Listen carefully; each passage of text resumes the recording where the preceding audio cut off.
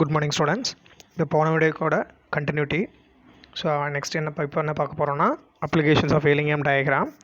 அதோட அப்ளிகேஷன் என்ன, அதாவது யூசஸ் என்ன அப்படிங்கிறத பற்றி பார்க்க போகிறோம். ஸோ அதில் ஃபஸ்ட்டு பாயிண்ட்டு பாருங்கள், இந்த எலிங்ஹாம் டயக்ராம்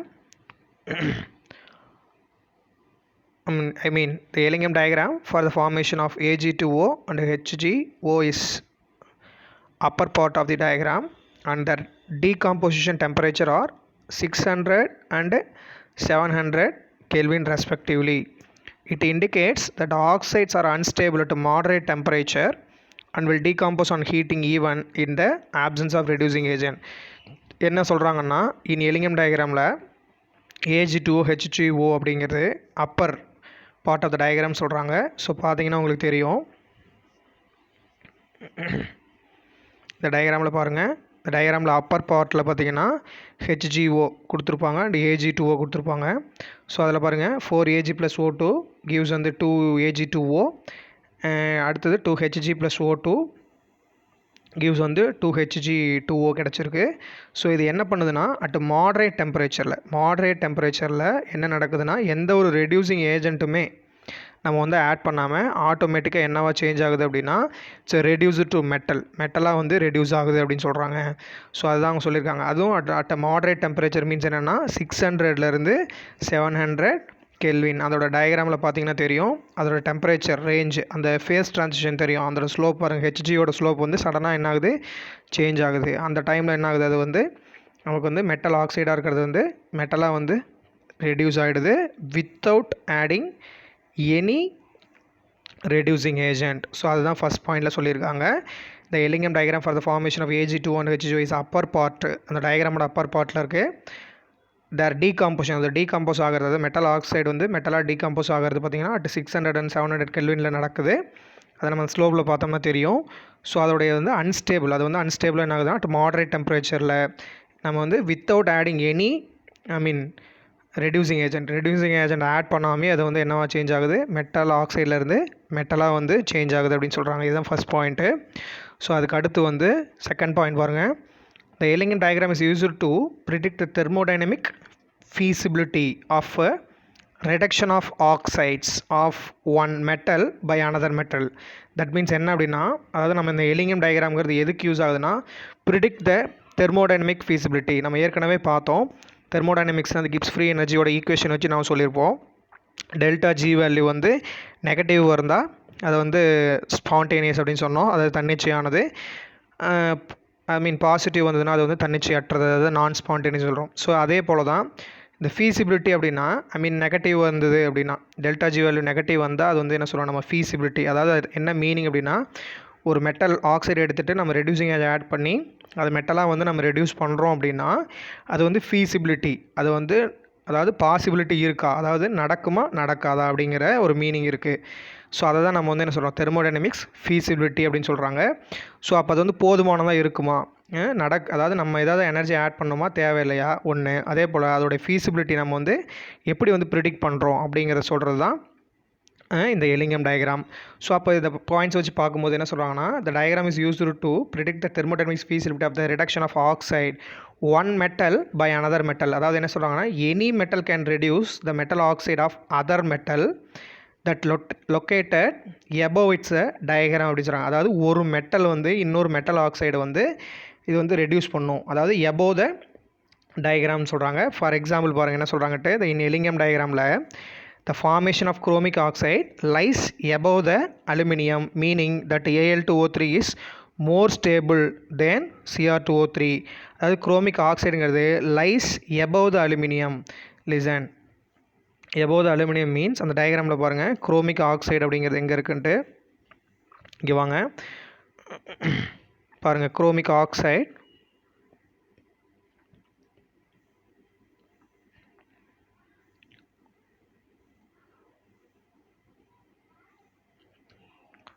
லிசன் ஸ்டூடெண்ட்ஸ், அதில் பாருங்கள் அந்த ஜிங்குக்கு கீழே பாருங்கள் தெரியும், அதாவது என்ன கொடுத்துருக்காங்க பாருங்கள், 4/3 Cr + O2 கிவ்ஸ் வந்து 2/3 CrO3 அப்படின்னு சொல்லியிருக்காங்க. அது ஆக்சுவலாக Cr2O3ன்னு வரும். ஸோ அது பார்த்திங்கன்னா அது எங்கே இருக்குதுன்னு பாருங்கள், அலுமினியம், அதாவது அலுமினியம் ஸ்லோப் இருக்கு இல்லையா, aluminium plus Al + O2 gives Al2O3 அந்த ஸ்லோப்புக்கு மேலே இருக்குது யார் Cr2O3. அப்போ ஒரு மெட்டலுக்கு மேலே எபோவ் த ஸ்லோப்பு அந்த ஸ்லோப்புக்கு மேலே அலுமினியம் ஸ்லோப்புக்கு மேலே இருக்கிற எல்லா மெட்டலையும் இந்த அலுமினியம்னால் ரெடியூஸ் பண்ண முடியும் அப்படிங்கிறது தான் அதோட மீனிங்கு. பாருங்கள், the formation of chromic oxide Cr2O3 lies above the aluminum. அலுமினியமுக்கு மேலே இருக்குது. What is the meaning? அப்போ Al2O3 இஸ் மோர் ஸ்டேபிள். Al2O3ங்கிறது மோர் ஸ்டேபிளாக இருக்கனால மோர் தென் Cr2O3. ஸோ அதனால் aluminium can be use to reducing agent the reduction of chromic oxide. அதாவது அந்த அலுமினியம் ஸ்லோப்புக்கு மேலே இருக்க எல்லா மெட்டலையும் இந்த அலுமினியம்னால் என்ன பண்ண முடியும்? ரெடியூஸ் பண்ண முடியும். அப்போ பார்த்தீங்கன்னா ஸ்லோப்பில் பாருங்கள், அலுமினியம் மேலே என்னென்ன இருக்குது? மேக்னஸ் ஆக்சைடு இருக்குது, குரோமிக் ஆக்சைடு இருக்குது, ஜிங்க் ஆக்சைடு இருக்குது, அதே போல் நிக்கல் ஆக்சைடு இருக்குது. இது எல்லாத்துக்கும் நம்ம அதாவது இந்த அலுமினியம் ஸ்லோப்புக்கு மேலே வர்றதுனால இந்த அலுமினியம் மெட்டல் அப்படிங்கிறது எல்லாத்துடைய இதுக்கும் அதாவது எல்லா மெட்டல் ஆக்சைடையும் ரெடியூஸ் பண்ணுறதுக்கு நம்ம என்ன பண்ணலாம்? ரெடியூசிங் ஏஜெண்ட்டாக யூஸ் பண்ணலாம் அப்படின்னு சொல்கிறாங்க. ஸோ அதான் பாருங்கள், hence the aluminium can B used as a reducing agent for the reduction of chromic oxide. However, it cannot be used to reduce the oxides of magnesium and calcium which occupy the lower the position of aluminum. So அந்த டயக்ராமில் பாருங்கள், திருப்பியும் அந்த அலுமினியமுக்கு மேலே இருக்கிறது எல்லாமே என்ன சொன்னேன்? Aluminium ஸ்லோப்புக்கு மேலே இருக்கிற எல்லா மெட்டல் ஆக்சைட்ஸையும் அலுமினியம்னால் ரெடியூஸ் பண்ண முடியும் அப்படின்னு சொன்னோம். அதே போல் அந்த அலுமினியமுக்கு கீழே பாருங்கள் என்னென்ன ஸ்லோப் இருக்குது, யார் யார் இருக்காங்கன்னு பார்த்தீங்கன்னா மெக்னீஷியம் ஆக்சைடு இருக்குது அண்டு வந்து கால்சியம் ஆக்சைடு இருக்குது. ஸோ அந்த அலுமினியம் ஸ்லோப்புக்கு பிலோவாக இருக்குது, அதாவது பிலோ த ஸ்லோப் இருக்கனால அதனால் என்ன பண்ண முடியாது? அலுமினியம் வந்து ரெடியூசிங் ஏஜெண்ட்டாக பயன்படுத்த முடியாது. யார் யாருக்கு? மெக்னீஷியம் ஆக்சைடுக்கும் கால்சியம் ஆக்சைடுக்கும். பிகாஸ் ஆஃப் இந்த magnesium oxide and calcium oxide below the aluminium ஸ்லோப்புக்கு கீழே இருக்குது, Al2O3 கீழே இருக்கனால என்ன பண்ண முடியாது? ரெடியூசிங் ஏஜெண்ட்டாக அலுமினியத்தை வந்து மெக்னீஷியம் ஆக்சைடுக்கும் கால்சியம் ஆக்சைடுக்கும் யூஸ் பண்ண முடியாது அப்படின்னு சொல்கிறாங்க. ஸோ அதுதான் என்ன பாயிண்ட் அப்படின்னா செகண்ட் பாயிண்ட்டு. அடுத்து தேர்ட் பாயிண்ட் பாருங்கள், the carbon line cuts across the line of many metal oxides and hence it can be reduce all those metal oxides at sufficiently high temperature அப்படின்னு சொல்கிறாங்க. அப்படின்னா என்ன sir அர்த்தம்னா, இதில் பாருங்கள், இந்த டயக்ராமில் பார்த்தீங்கன்னா தெரியும், இந்த ஸ்லோப்பில் இந்த எலிங்கம் டயக்ராமில் இந்த கார்பன் மோனாக்சைடு அதாவது 2C + O2 gives 2CO. அதாவது பார்த்திங்கன்னா தனியாக பாருங்கள், கீழே டவுன்வர்டில் வரும், டவுனில் கீழே நெகட்டிவ் ஸ்லோப்பாக வருது, அது பிங்காக கொடுத்துருக்காங்க இல்லையா? ஸோ இந்த ஸ்லோப் பார்த்திங்கன்னா எல்லா மெட்டல் ஆக்சைடையும் பார்த்திங்கன்னா கட் பண்ணிட்டு வரும், எல்லா ஸ்லோப்புக்கும் மேலே வந்து இன்டர்செப்ட் ஆகிட்டு வருது இல்லையா? ஸோ இப்படி வர்றதுனால இந்த கார்பன் மோனாக்சைடு, ஸோ அந்த கார்பன் அப்படிங்கிறது பார்த்திங்கன்னா நம்மளால் என்ன பண்ண முடியும் பாருங்கள், the carbon line cuts across the lines many metal oxide வந்து இன்டர்செப்ட் பண்ணுறதுனால all those metal oxide are sufficiently high temperature. நம்ம இதை வந்து கார்பனை வச்சு நம்ம என்ன பண்ண முடியும்? ரெடியூஸ் பண்ண முடியும். கார்பன் மோனாக்சைடை வந்து ரெடியூசிங் ஏஜெண்ட்டாக இதுக்கு வந்து நம்ம யூஸ் பண்ண முடியும் அப்படின்னு சொல்கிறாங்க. அது எந்தெந்த ஸ்லோப்பை எல்லாம் இன்டர்செப்ட் பண்ணுதோ, எந்தெந்த ஸ்லோப்பை எல்லாமே இன்டர்செப்ட் பண்ணுதோ, கார்பன் மோனாக்சைடோட லைன் அந்த பிங்க் லைனு எந்தெந்த மெட்டல் ஆக்சைடெலாம் இன்டர்செப்ட் பண்ணுதோ, ஸ்லோப்பை கட் பண்ணுதோ, எல்லா மெட்டல் ஆக்சைடுக்கும் கார்பன் மோனாக்சைடை வந்து நம்மளால் என்ன பண்ண முடியும்? ரெடியூசிங் ஏஜெண்ட்டாக யூஸ் பண்ண முடியும். ஸோ அதுதான் பாருங்கள், for example Ellingham diagram for the formation of FeO and CO intercepts around 1000 Kelvin அப்படின்றாங்க. அப்படின்னு என்ன சார் அது அப்படின்னா, இப்போ ஒரு ஸ்லோப்பை மட்டும் எடுத்துக்கிட்டு அவங்க என்ன பண்ணுறாங்க, அதை வந்து எக்ஸ்பிளைன் பண்ணுறாங்க. பாருங்கள், இதில் வந்து FeO அதாவது இந்த கிராஃபில் FeO பாருங்கள், 2Fe + O2 gives 2FeO. அந்த ஒரு ஸ்லோப் மட்டும் நம்ம எடுத்துகிட்டு எக்ஸ்பிளைன் பண்ணலாம் எக்ஸாம்பிளாக. ஸோ இதில் பார்த்தீங்கன்னா அந்த கார்பன் மோனாக்சைடு 2C + O2 அந்த பிங்க் லைன் பார்த்தீங்கன்னா ஒரு இடத்துல 2Fe வந்து ஒரு இடத்துல இன்டர்செப்ட் பண்ணுது. ஸோ அந்த டெம்பரேச்சர் பார்த்தீங்கன்னா நியர்லி அதை வந்து பாருங்கள் அந்த ஸ்லோப் வந்துட்டு இன்டர்செப்ட் பண்ணுது. ஸோ இன்டர்செப்ட் பண்ணுற டெம்பரேச்சர் நம்ம வந்து கீழே கிராஃபில் எடுத்து பார்த்தோம்னா கிட்டத்தட்ட ஒரு 720 டிகிரி செல்சியஸ். நம்ம இங்கே டிகிரி செல்சியஸில் தான் வந்து எக்ஸ் ஆக்சிஸ் கொடுத்துருக்கோம். ஸோ அப்போ அந்த FeO லைனை வந்து இந்த கார்பன் மோனாக்சைடு லைன் வந்து இன்டர்செப்ட் பண்ணுறது பார்த்திங்கன்னா அதை கட் பண்ணுறது பார்த்திங்கன்னா ஒரு 720 டிகிரி செல்சியஸில் இருக்குது. கிட்டத்தட்ட நம்ம அதை வந்து கெல்வினுக்கு நம்ம சேஞ்ச் பண்ணும்போது அதோடைய கட்டிங் லைன் பார்த்திங்கன்னா 1000 Kelvin கிட்டத்தட்ட நியர்பை இருக்கும். ஸோ அப்போ அந்த 1000 Kelvinக்கு மேலே தான் என்ன பண்ணோம் அப்படின்னா அந்த அதாவது FeO வந்து இந்த கார்பன் மோனாக்சைடு வந்து அதாவது ரெடியூஸ் பண்ணும் அப்படின்னு சொல்கிறாங்க. அதே முன்னாடி அதாவது FeOக்கு வந்து கட் பண்ணுறதுக்கு முன்னாடி எபோவ் பார்த்தீங்கன்னா அது வந்து என்ன பண்ணாது, எஃப்இஓங்கிறது மோர் ஸ்டேபிளாக இருக்கும். அதாவது பிலோ 1000 கெல்வின், பிலோ 1000 கெல்வினில் இந்த எஃப்இஓங்கிறது வந்து மோர் ஸ்டேபிளாக இருக்கும். அந்த கார்பன் மோனாக்சைடு லைன் வந்து இந்த இன்டர்செக்ட் பண்ணுறதுனால, கட் பண்ணுறதுனால ஆஃப்டர் அந்த டெம்பரேச்சர் நம்ம எடுத்து பார்த்தோன்னா இப்போ தான் சொன்னேன் 1000 கெல்வின் சொன்னேன். பட் அரௌண்ட் 1000 பிலோ, அதாவது அரௌண்ட் 1000 கெல்வினுக்கு மேலே அது என்ன பண்ணுது, கார்பன் மோனாக்சைடு அப்படிங்கிறது வந்து எஃப்இஓ வந்து டீகாம்போஸ் பண்ணுன்றாங்க. அதே பிலோ அந்த எஃப்இஓ வந்து இன்டர்செப்ட் பண்ணுறதுக்கு முன்னாடி, கட் பண்ணுறதுக்கு முன்னாடி பார்த்திங்கன்னா அது வந்து என்ன பண்ணாது, எஃப்இஓ வந்து சிஓ வந்து கார்பன் மோனாக்சைடு வந்து ரெடியூஸ் பண்ணாது அப்படின்னு சொல்கிறாங்க. ஸோ அதுதான் வந்து என்ன சொல்லியிருக்காங்க, Ellingham diagram for the formation of FeO and CO intercept around 1000 Kelvin. Below this temperature, the carbon lines lie above the iron line. அதாவது அயன் லைனுக்கு எபோவாக இருக்குது. எப்போ அப்படின்னா முன்னாடி இந்த 1000 கெல்வினுக்கு மேலே இந்த லைன் வந்து எப்படி இருக்குது, above the iron line, ferrous ஆக்சைடுக்கு மேலே இருக்குது. யாரோட லைனு, கார்பன் மோனாக்சைடோட லைன் வந்து மேலே இருக்குது. அதே வந்துட்டு உங்களுக்கு வந்து பாருங்கள் எஃப்இஓஸ் அப்போ அந்த டைமில் அந்த எபோவ் த லைன் வரும்போது indicates the FEO is more stable then CO. கார்பன் மோனாக்சைடை விட எஃப்இஓ வந்து ஸ்டேபிளாக இருக்குது. எப்போது அந்த வந்து அந்த லைன் வந்து அந்த எஃப்இஓவை கட் பண்ணுறதுக்கு முன்னாடி. த temperature range the reduction is not thermodynamically feasible. அப்போ என்ன பண்ண முடியாது, அந்த இன்டர்செப்ட் பண்ணுறதுக்கு முன்னாடி வந்து எஃப்இஓ வந்து கார்பன் மோனாக்சைடு அப்படிங்கிறது ரெடியூஸ் பண்ண முடியாது. அந்த டைமில் எஃப்இஓ ஸ்டேபிளாகவும் கார்பன் மோனாக்சைடு வந்து லெஸ் ஸ்டேபிளாகவும் இருக்கும். ஸோ அதுக்கு அடுத்தது எபோவ் த 1000 கெல்வின் அந்த எஃப்இஓ லைன் வந்து எஃப்இஓ ஃபெரஸ் ஆக்சைடு லைனை வந்து இந்த கார்பன் மோனாக்சைடு லைன் வந்து இன்டர்செப்ட் பண்ணனதுக்கு அப்புறம் இன்டர்செப்ட் பண்ணது அதை நம்ம முன்னே சொன்னேன். அதோட டெம்பரேச்சர் வந்து 720 இருக்கும். ஸோ நியர்பை கெல்வினுக்கு மாற்றும்போது 1000 கெல்வின் அந்த ரேஞ்சை ரீச் பண்ணதுக்கு அப்புறமேட்டு பார்த்தீங்க அப்படின்னா அதோட லைன் வந்து பாருங்கள் இன்டர்செப்ட் ஆகுது. ஸோ அந்த இன்டர்செப்ட் ஆனதுக்கு அப்புறமேட்டு பார்த்தீங்கன்னா எஃப்இஓ அப்படிங்கிறது வந்து லெஸ் ஸ்டேபிளாகவும், அதாவது டெம்பரேச்சர் அதிகமாக போகும்போது above the 1000 Kelvin carbon lines lies below the iron line. அந்த ஃபெரஸ் ஆக்சைடு லைனு கீழே, கார்பன் லைன் கீழ் நோக்கி வந்துருச்சு.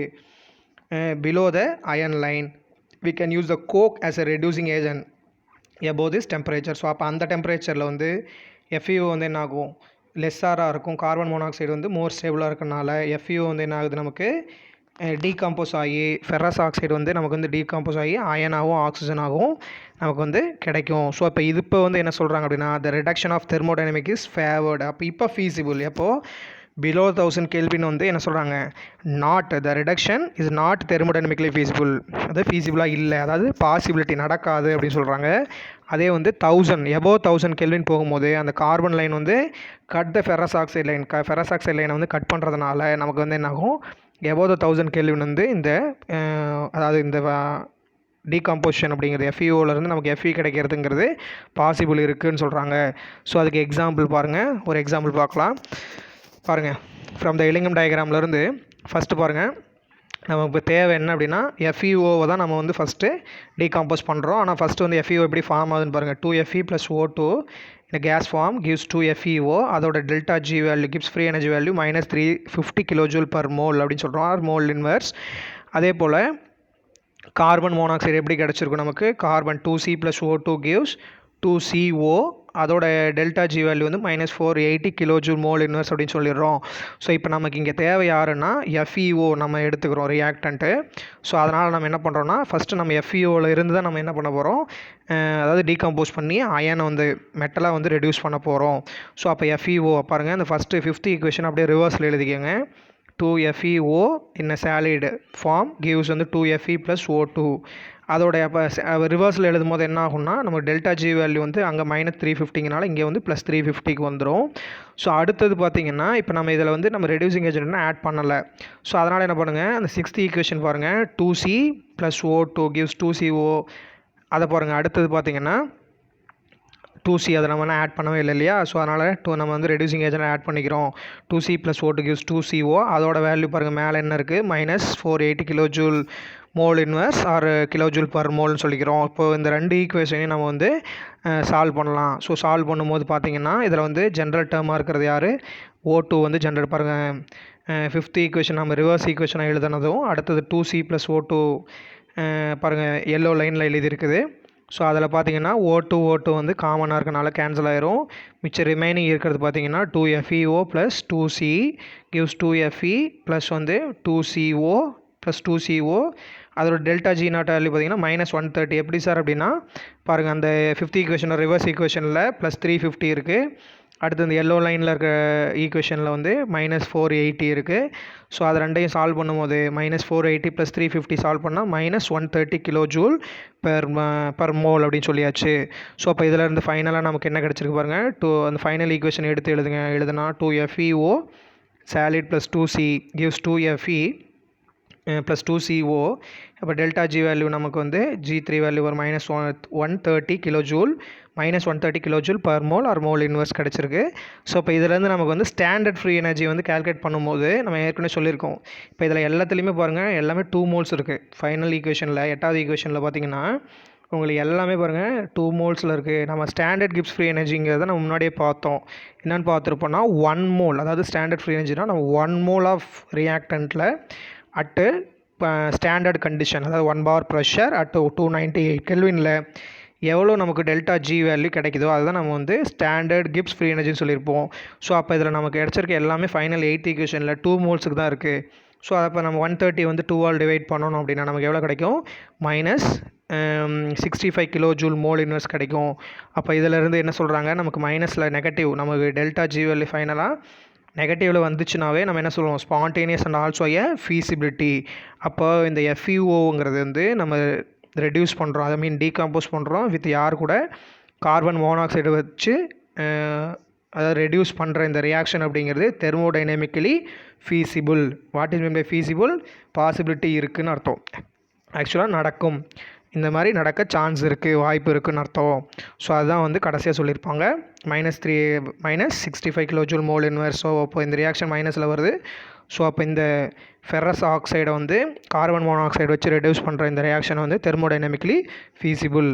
ஓகே ஸ்டூடெண்ட்ஸ், ஸோ இதுதான் என்ன அப்படின்னா the applications of Ellingham diagram. உங்களுக்கு புரிஞ்சிருக்குன்னு நினைக்கிறேன். இருந்தாலும் இதை நல்லா ஒவ்வொரு பாயிண்ட்ஸையும் கவனமாக வந்து அண்டர்ஸ்டாண்ட் பண்ணினா மட்டுமே இது வந்து புரியும். ஏன்னா இது கொஞ்சம் கிரிட்டிக்கலான டாபிக் தான். ஸோ அதனால் கொஞ்சம் வந்து கவனமாக பாருங்கள். சப்போஸ் எனி டவுட்ஸ் ஏதாச்சும் இருந்துச்சுன்னா கண்டிப்பாக கொஷின் ரைஸ் பண்ணுங்கள். கண்டிப்பாக நான் வந்து எக்ஸ்பிளைன் பண்ணுறேன். Okay students, thank you. நெக்ஸ்ட்டு வந்து அடுத்த வீடியோவில் நம்ம பார்த்திங்கன்னா இந்த எலிங்கம் டயக்ராமுடைய லிமிட்டேஷன்ஸ் பற்றி பார்க்கலாம். தேங்க்யூ.